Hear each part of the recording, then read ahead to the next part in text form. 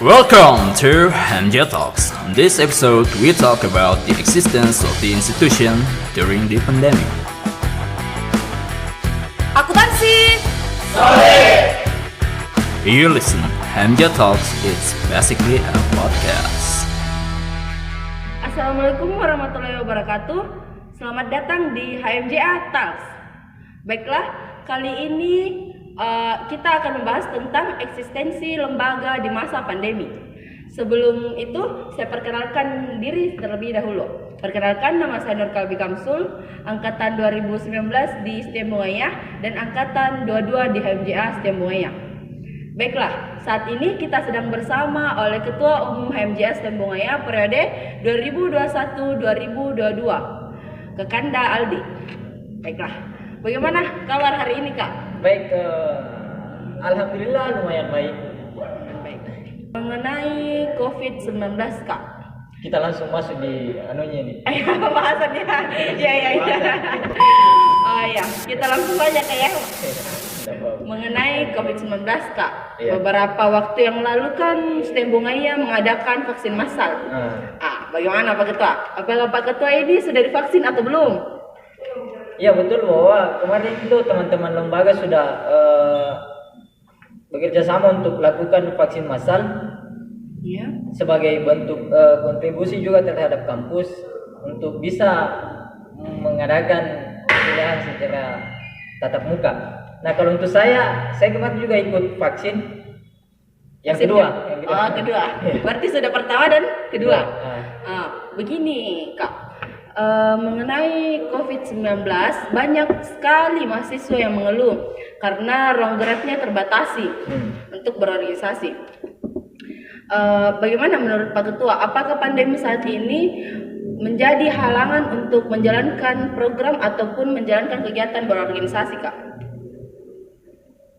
Sebenarnya bukan salah satu penghambat sih bagi kita. Bahkan pandemi ini sebagai bentuk tantangan untuk kita di lembaga.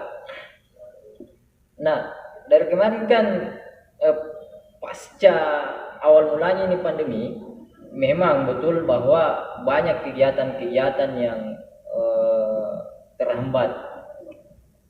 Mulai dari kajian-kajian, bahkan aktivitas-aktivitas di kampus pun begitu.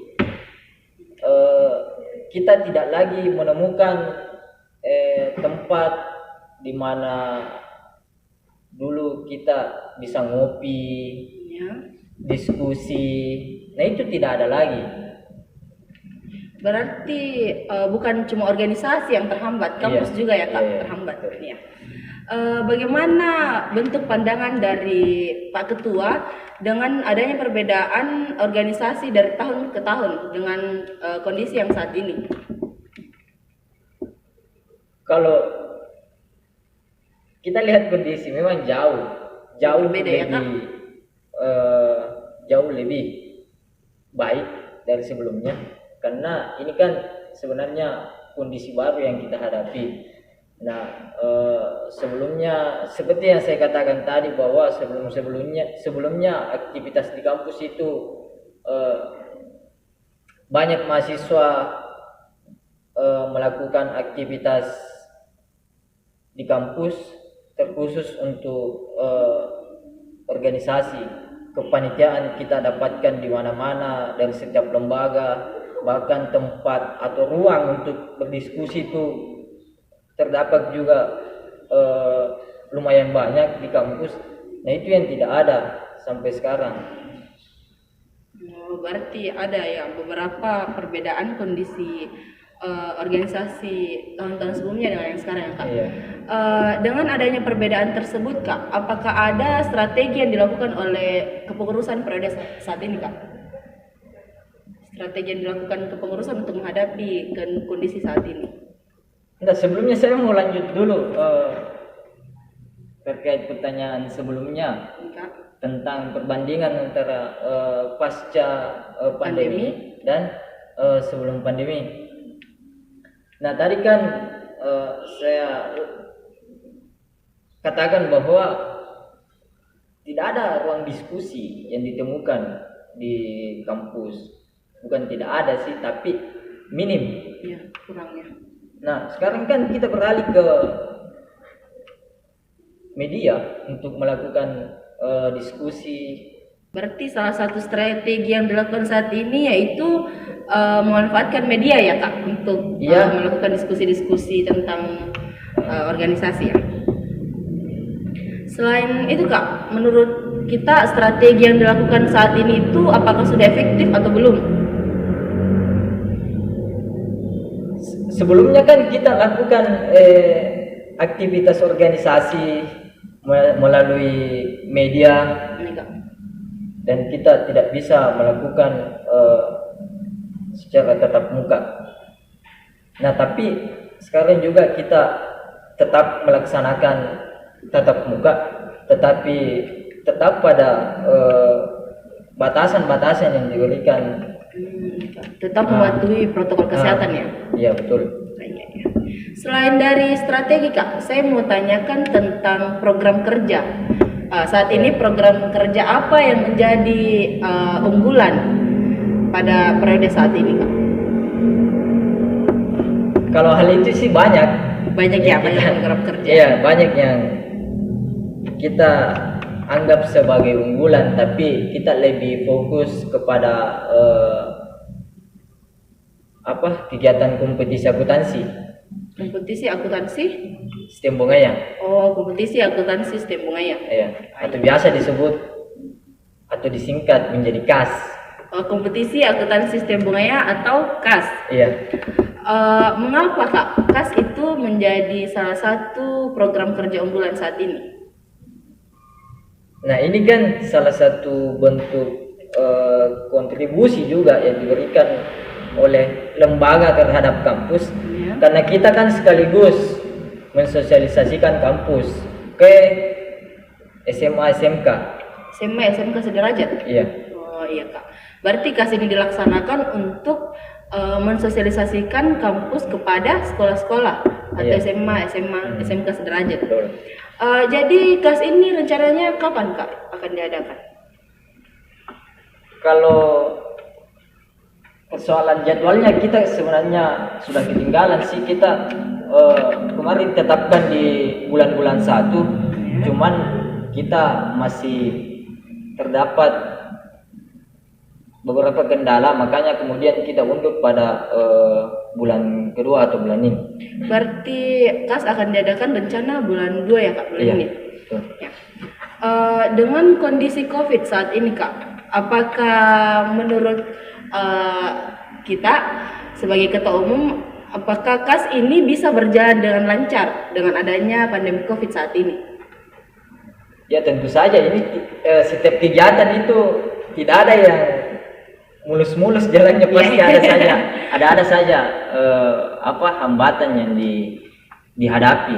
Contoh semisal di KAS ini kan kita masih terhambat di persoalan dana, karena kan anak-anak juga berputar otak untuk bisa mendapatkan ini dana yang menjadi hambatan saat ini. Jadi KAS itu rencana akan diadakan se-Sulawesi Selatan atau Makassar atau bagaimana Kak? Sebelumnya di skala apa? Enggak, sebelumnya kan di kepengurusan 2015 itu kan dilaksanakan skala nasional atau Sulawesi. Tapi kita lihat kondisi saat ini, makanya teman-teman pengurus lebih kepada memfokuskan untuk daerah Makassar saja dan sekitarnya. Contoh Maros, Pangkep, dan Goa Takalar, begitu ya Kak? Iya. Iya.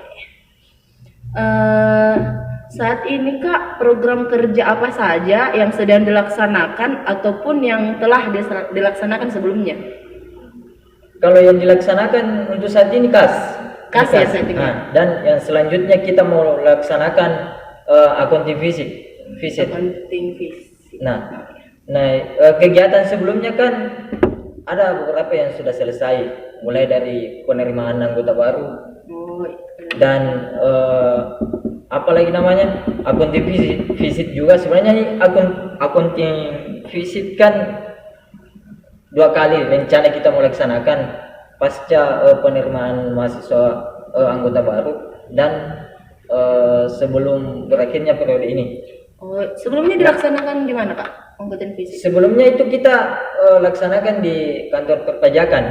Nah, ini kan akuntif visit kan sebagai kunjungan ke instansi-instansi untuk bagaimana kemudian kita membandingkan antara pengetahuan yang kita dapatkan di kampus dan di instansi. Nah, itu yang kemudian kita mau bandingkan. Makanya kita adakan program itu.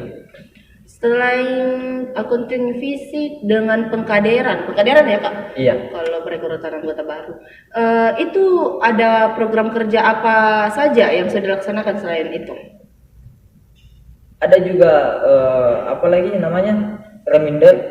Nah, reminder ini kayak semacam pengingatan kembali terhadap materi yang sudah didapatkan di mana di pengkaderan tadi. Oh, berarti reminder diadakan setelah diadakannya pengkaderan. Iya, betul. Reminder diadakan untuk mengingatkan ini ya, Kak? Dia sebagai pengingatan. Kalau saya katakan itu pengingatan kembali. Oh, berarti untuk menggali lebih dalam lagi tentang materi-materi yang telah turun ya, Kak? Iya. Terus kalau kegiatan yang berjalan saat ini itu KAS. Iya, betul. Saya akuntansi ya, Kak. Baik, Pak Ketua. Sampai di sini dulu perbincangan kita hari ini. Terakhir, Kak, pesan-pesan apa yang ingin disampaikan oleh Ketua kepada anggota-anggota agar tetap semangat dalam berproses dalam kondisi pandemi saat ini, Kak? Banyak yang mau saya sampaikan. Banyak ya. Saya cuman mau katakan begini, tetap semangat dalam melakukan aktivitas organisasi dan tetap berkomitmen dalam menjalankan amanah dan apalagi jangan lihat pandemi ini sebagai penghambat untuk teman-teman dalam menggali atau mengembangkan potensinya. Oh, iya. Tetap semangat dalam berproses tetap semangat untuk menjalankan setiap kegiatan ya. Iya. Oke, Pak Ketua, terima kasih Kak telah meluangkan waktunya untuk datang ke podcast kita kali ini. Sama-sama. Baiklah, sampai di sini dulu podcast kita kali ini. Terima kasih dan sampai jumpa di podcast selanjutnya. Kalau ada jarum yang patah, janganlah simpan di peti. Kalau ada kata yang salah, janganlah simpan di dalam hati. Iya. Boleh. You listen, MJ Talks is basically a podcast.